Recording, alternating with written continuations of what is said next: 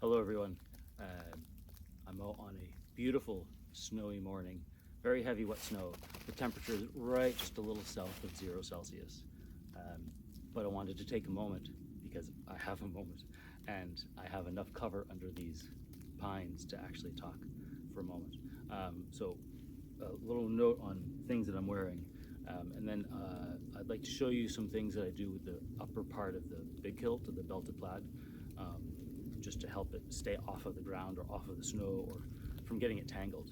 So first thing is very not traditional, my wide brimmed hat. That's just to help keep the snow off my face. I've got these ear muffs to help keep my ears warm. I have a merino wool buff here around my neck for obvious reasons. And I have this fantastic jacket, which is, again, not traditional at all for Highland wear. None of this is, to be honest. I'm just cobbling things together. But I love this jacket. It was a gift from my father. It's one of the best things ever. So underneath,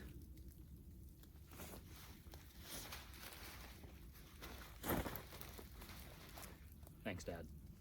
Underneath, I've got just a cotton, like shoulder holster bag type setup here. I've got keys, a Swiss Army knife, my phone would go in here. Principally just to have not things banging around on my hips, but also with electronics like my phone, keep it close to my body for warmth so the battery doesn't drain out. I have this nice replica 18th century sporran. I'll include links in the description. It's fantastic. It's historically accurate to the, I think, mid 1700s. It just is bag, right, and it holds what probably would have been food back in the day. Now it actually holds some Kleenex and lozenges for my cough because I've been sick. Very rough and tumble. I love it. That's hooked onto a belt here, which is on the outside of my plaid. If you want to know more about the plaid, there's tons of videos online and people with far more knowledge than me. I have some videos up as well, so you're welcome to hit them up. But the plaid is held on by a belt that you can't see. It's underneath all of this. And then this outside leather belt is just there to hold things tight together. Now, I'm also wearing a reproduction tartan with this incredibly gorgeous herringbone selvage, and it's replica Wilson's of Bannockburn's colors from the mid 18th century. If I recall my dates, I'll have to check on that and I'll make sure I include everything in case you're curious. And a big shout out to Isaac Walters for organizing this. But this is what's called left in the grease. Again, please correct me if my terminology is incorrect. This is not really finely treated kilt making wool like we have today. It has a lot of the original sheepy bits, like lanolin and stuff inside. And it's pretty hard. It's very hard wearing. It's pretty tough. Definitely a different thing than modern kilting wool. But anyway, so just as a repeat in case anyone wants to see this, so here I have everything kind of put down, and then you have your long aprons here. The easiest thing in the world is you fold over the frilly edge, the fringe, and just stick it in the back, up through the belt.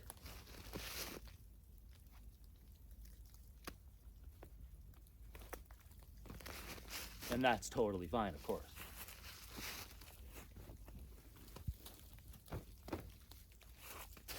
The only thing is that aesthetically, it doesn't really show off any pleats too well.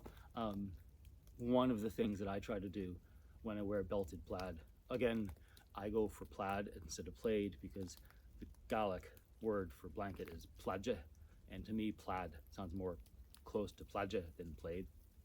But anyway, so when I wear these out in modern 21st century, where I am, I try to make it as neat as possible and as much looking like a traditional kilt so people have an idea of what I'm wearing. When I'm out here, or sometimes I just don't care, but I really don't care. So this is fine, right? But there's another way to do it that would help show off your pleats, especially if you have a nice pleating job done. Same deal, you take your edge, just tuck in the fringe however you want. You could tuck it in a lot, whatever. I just do a little bit.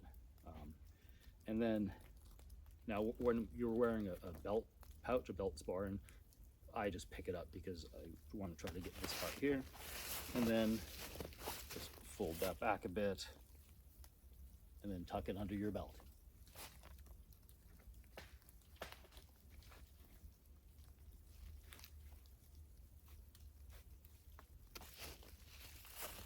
Same with the other side. Pick up the edge, fold in the fringe, just a little bit or a lot of it, kind of whatever your poison is, whatever your jam, you know.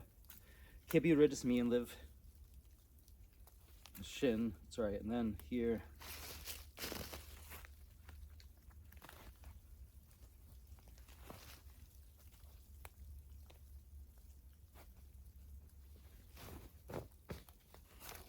Now I don't have a mirror, so I can't really see. My phone's far away, so I can't really see how well that turned out, but that's the general gist of it anyway.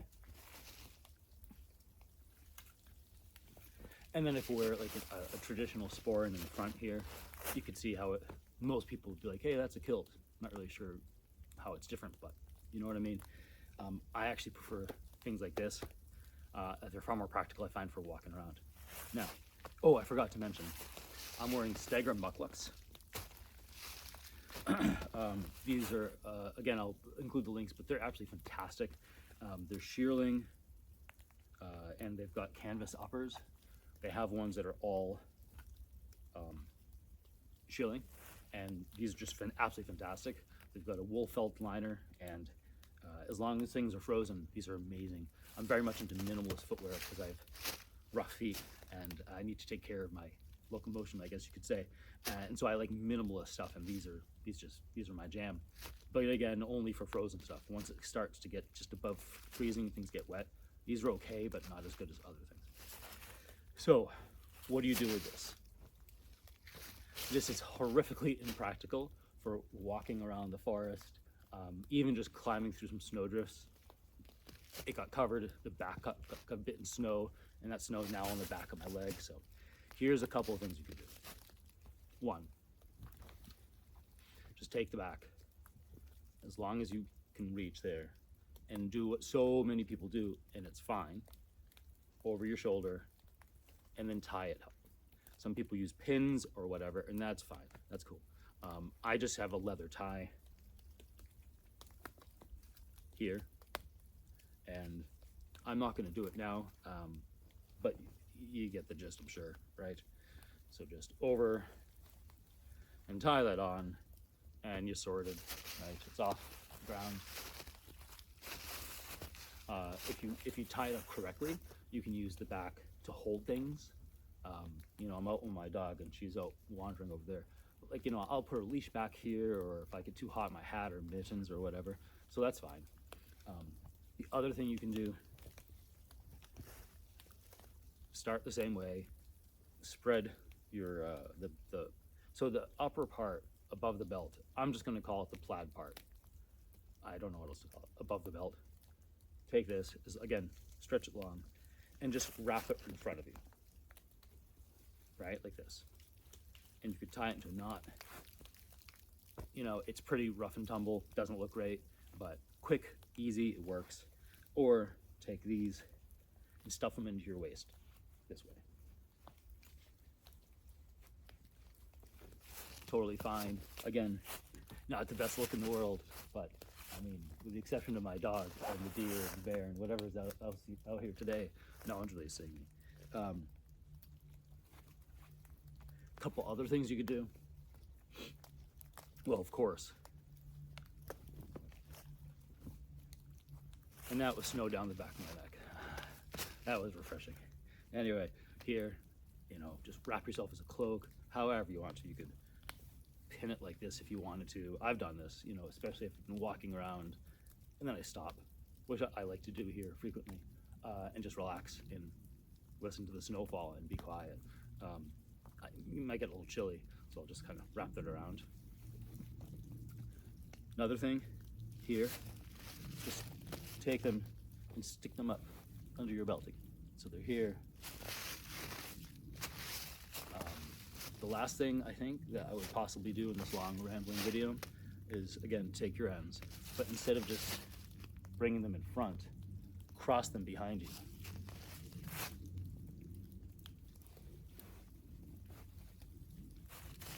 And then tuck them in. This is kind of what I'm doing lately because it makes it pretty tight. I've got a bit of a bustle, you know, baby got back and all that, but again, whatever. It's come along, I don't really care. But that really does a great job of keeping it up. Doesn't look great, but again. So that's kind of that. I'm trying to think if there's anything else about this type of thing I can show you while we're talking. I think that pretty much covers it for now. Yeah, so enjoy. Oh, I will say, as always, you know, people kilting and kilt wearing, it just happens to me in public, but people always talk about underwear. What are you wearing underneath? And regimental, true Scotsman, whatever. First, I'm not Scottish, so that I don't have to fulfill that bill. Second, I don't know. I think you'd be pretty silly not to have something on underneath, especially in cold temperatures. So I'm just wearing mid-thigh length merino wool. What do you call them? Chloe, what do you call these things?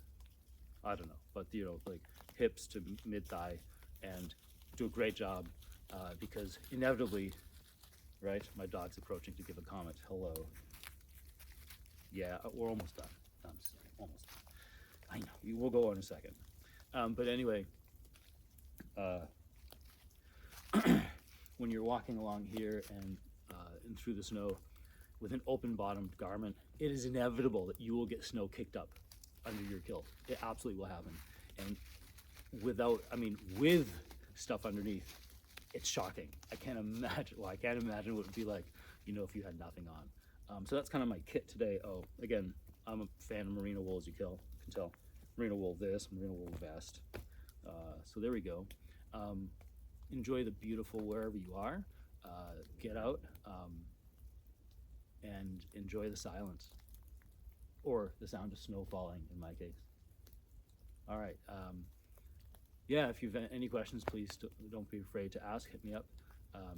I'll probably direct you to other people online who know a lot more than I do and make higher quality videos and have just do a better job of it. But anyway, thanks again. Good Mila Maigov, and enjoy your days. Bonigi salt asin la agus na lehinta in the Wilshire. Okay.